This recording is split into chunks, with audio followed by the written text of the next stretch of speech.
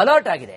KRS ಸೇರಿದಂತೆ ಸೂಕ್ಷ್ಮ ಪ್ರದೇಶಗಳಲ್ಲಿ ಬಿಗಿ ಭದ್ರತೆಯನ್ನ ವಹಿಸಲಾಗಿದೆ. ಭದ್ರತೆಗೆ 1,500 ಪೊಲೀಸ್ ಸಿಬ್ಬಂದಿಯನ್ನ ನಿಯೋಜನೆ ಮಾಡಲಾಗಿದೆ. 2 ಎಸ್ಪಿ, 9 ಡಿವೈಎಸ್ಪಿ, 27 ಇನ್ಸ್ಪೆಕ್ಟರ್, 45 ಪಿಎಸ್ಐ, ಇನ್ನು 78 ಎಎಸ್ಐ ಸೇರಿ ಒಟ್ಟು 1,500 ಸಿಬ್ಬಂದಿಯನ್ನ ನಿಯೋಜನೆ ಮಾಡಲಾಗಿದೆ.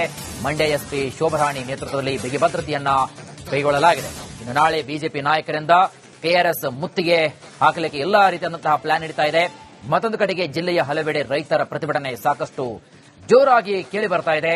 ರೈತರ ಹೋರಾಟಕ್ಕೆ ವಿವಿಧ ಸಂಘಟನೆಗಳು ಕೂಡ ಬೆಂಬಲವನ್ನ ನೀಡುತ್ತಾ ಇವೆ. ಇನ್ನು ಅಹಿತಕರ ಘಟನೆ ನಡೆಯದಂತೆ ಪೊಲೀಸರು ಹೈ ಅಲರ್ಟ್ ಆಗಿದ್ದು 1,500ಕ್ಕೂ ಹೆಚ್ಚು ಪೊಲೀಸ್ ಸಿಬ್ಬಂದಿಯನ್ನ ನಿಯೋಜನೆ ಮಾಡಲಾಗಿದೆ.